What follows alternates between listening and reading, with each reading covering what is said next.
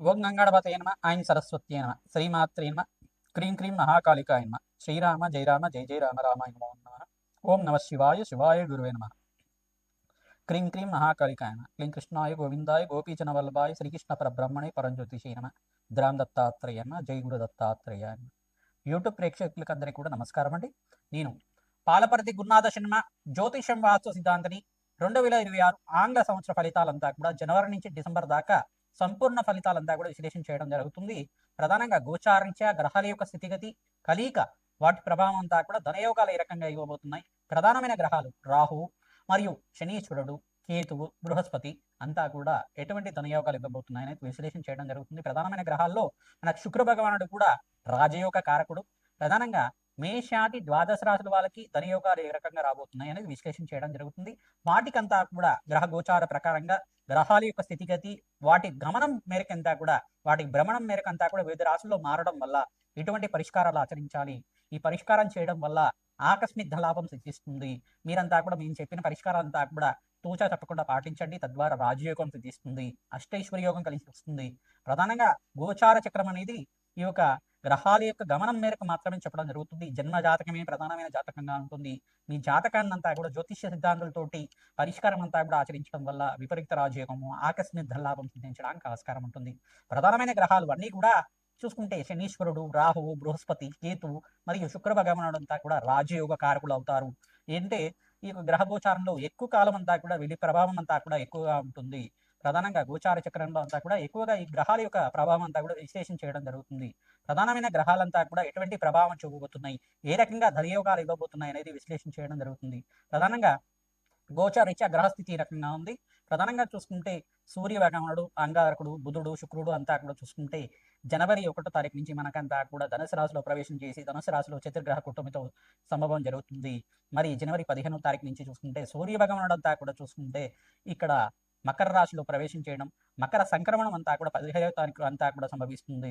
మరియు బృహస్పతి అంతా కూడా చూసుకుంటే మిథున రాశిలో అంతా కూడా ఈ డిసెంబర్ 5వ తారీఖు నుంచి మనకంతా కూడా మిథున రాశిలో సంచారం చేయడం, అంటే తిరోగమనంలో అంతా కూడా సంచారం చేసి ఇక్కడంతా కూడా స్థిరంగా ఉంటారు. మరి జూన్ 14వ తారీఖు తర్వాత మళ్ళీ కర్కాటక రాశి ప్రవేశం చేసి అక్కడ స్థిరంగా ఉండడం జరుగుతుంది.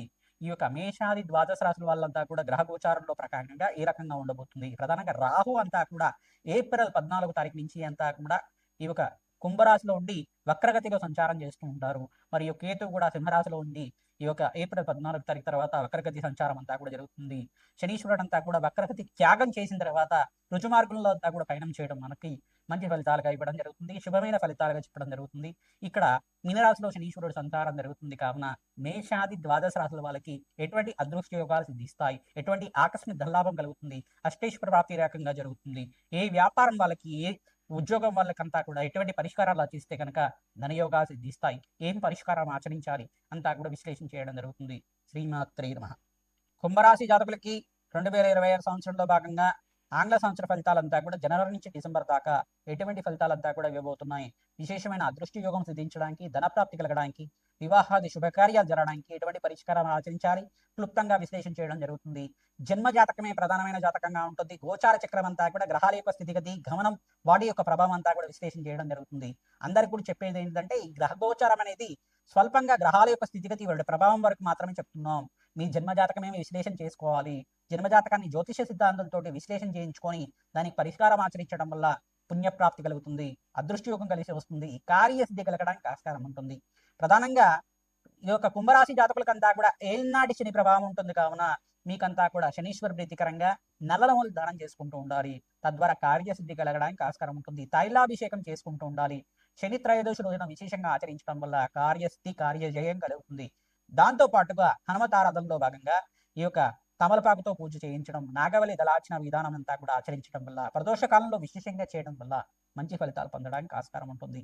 పరమేశ్వరుడు ప్రీతికరంగా ద్రాక్షరసంతో, చెరుకు రసంతో, నారికెల జలంతో ప్రతినిత్యం కూడా అభిషేకం చేయించడం వల్ల కార్యసిద్ధి కలుగుతుంది, అదృష్టి యోగం కలిసి రావడానికి ఆస్కారం ఉంటుంది. విశేషమైన ద్రవ్యాలతో అభిషేకం చేయించడం వల్ల, అన్నాభిషేకం చేయించడం వల్ల రుణ బాధల నుంచి, అప్పుల బాధల నుంచి బయటపడడానికి ఆస్కారం ఉంటుంది.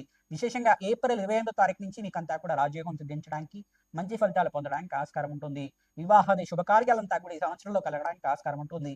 ఇక్కడ పంచమ స్థానంలో బృహస్పతి యొక్క సంచారం మరియు ఉచ్చ స్థానంలో అంతా బృహస్పతి సంచారం అంతా కూడా విశేషమైన పుణ్యప్రాప్తి లభిస్తుంది. సంఘంలో గౌరవం పెరగడానికి ఆస్కారం ఉంటుంది. వృత్తిలో అభివృద్ధి కలగడానికి ఆస్కారం ఉంటుంది. విశేషమైన పుణ్యప్రాప్తి కలుగుతుంది. ధన ప్రాప్తి కలుగుతుంది. అదృష్ట యోగం కలిసి రావడానికి ఆస్కారం ఉంటుంది. స్వల్పంగా ప్రథమార్థంలో ఏప్రిల్ 15వ తారీఖు దాకా మిశ్రమైన ఫలితాలు ఉన్నప్పటికీ పరమేశ్వరుడు అనుగ్రహం వల్ల, జగన్మాత అనుగ్రహం వల్ల ధనమంతా కూడా సిద్ధిస్తుండి మీకంతా కూడా విశేషమైన పుణ్యప్రాప్తి కలగడానికి ఆస్కారం ఉంటుంది. గోమాత సేవల భాగంగా శనగలు, ఉలువలు, మిరువులు, బొబ్బర్లు అంతా కూడా నానబెట్టి గోమాతకి తరచుగా నివేదన చేస్తూ ఉండడం వల్ల విశేషమైన పుణ్యప్రాప్తి కలుగుతుంది. భూతదయ్యలాగా మీరంతా కూడా ఈ యొక్క పక్షులకి మరియు ఈ యొక్క కీటకాలకంతా కూడా అంటే చీమలకంతా కూడా ఆహారం పెడుతూ ఉండడం, ప్రధానంగా పక్షులకి ఆహారం పెట్టడం, చిలకలకు కానీ పావురాలకు కానీ ఆహారం పెట్టడం వల్ల మంచి ప్రాప్తి కలుగుతుంది. విశేషమైన పుణ్యయోగం సిద్ధిస్తుంది. ప్రధానంగా మీరంతా కూడా పిచ్చకలకి కూడా ఆహారం పెట్టడం వల్ల మంచి పుణ్యయోగం సిద్ధిస్తుంది. భూతదయ అంటారు దీన్నంతా కూడా. ఎవరైతే కనుక ఈ యొక్క పక్షులకి ఆహారం పెడుతూ ఉంటారో మీకంతా కూడా కార్యసిద్ధి కలుగుతుంది. విశేషంగా అప్పుల బాధల నుంచి బయటపడడానికి ఆస్కారం ఉంటుంది. దత్తాత్రేయాయ స్మరణ మాత్రైన సంతుష్టాయ నమః. ఓం దత్తాత్రేయాయ స్మరణ మాత్రైన సంతుష్టాయ నమః. ఈ విశేషమైన నామాన్ని తరచుగా నామస్మరణ చేసుకోవడం, జపాన్ని ఆచరించడం వల్ల గురుకటాక్షం లభిస్తుంది. మీకంతా కూడా జూన్ 14 నుంచి నవంబర్ 28వ తారీఖు దాకా విశేషమైన రాజయోగం సిద్ధించడానికి, అదృశ్యయోగం కలిసి రావడానికి ఆస్కారం ఉంటుంది. మీరు జప హోమాది కార్యక్రమాల్లో భాగంగా శనీశ్వరుడికి, బృహస్పతికి, అంగారకుడికి, శుక్రుడికి, ఇక్కడ సూర్య భగవానుడికి జపహోమాది కార్యక్రమాలు ఆచరించడం వల్ల విశేషమైన పుణ్యయోగం సిద్ధిస్తుంది.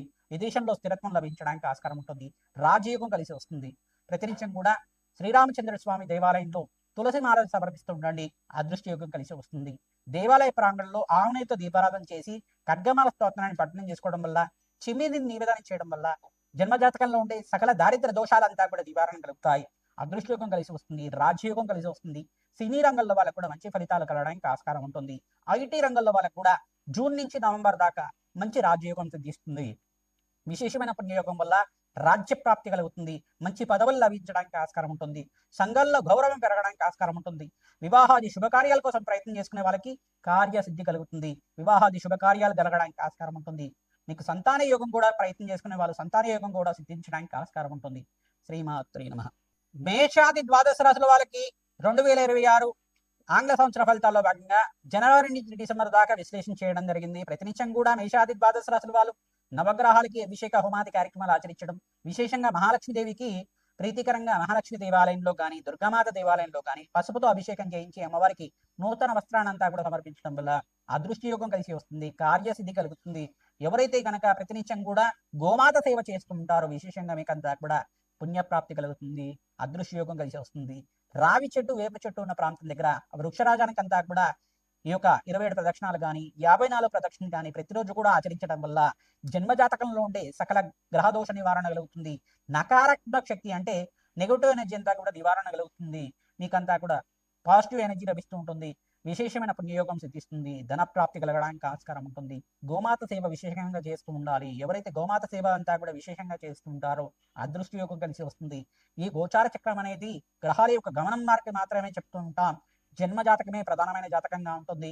ప్రతినిత్యం కూడా అమ్మవారి సేవ చేయండి, అమ్మవారి యొక్క ఆరాధన చేయండి. తద్వారా లాభాలు గణించడానికి ఆస్కారం ఉంటుంది.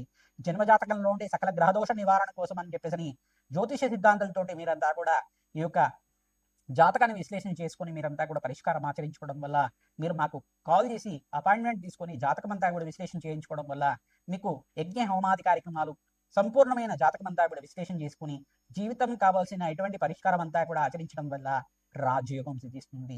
2026లో ప్రథమార్థంలో స్వల్పంగా మిశ్రమైన ఫలితాలు ఉన్నప్పటికీ మేషాది ద్వాదశ రాశుల వాళ్ళకి ఇక్కడ ద్వితీయార్థంలో అంటే మే 15వ తారీఖు నుంచి నవంబర్ 25వ తారీఖు దాకా మీకంతా కూడా రాజయోగం సిద్ధించడానికి ధనప్రాప్తి కలగడానికి ఆస్కారం ఉంటుంది.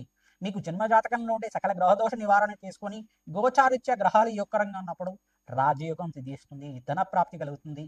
విశేషంగా బీదవాళ్ళకి అంతా కూడా అన్నదానం చేయండి, వస్త్రదానం చేయండి. తద్వారా రాజ్య ప్రాప్తి కలుగుతుంది. ధనయోగం సిద్ధిస్తుంది.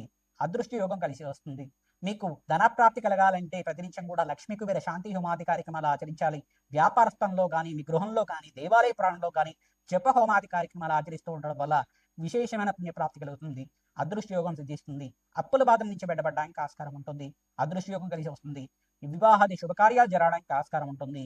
మంచి శుభమైన ఫలితాలు పొందడానికి ఆస్కారం ఉంటుంది. అదృష్ట యోగం కలిసి వస్తుంది. శ్రీమాత్రే నమః.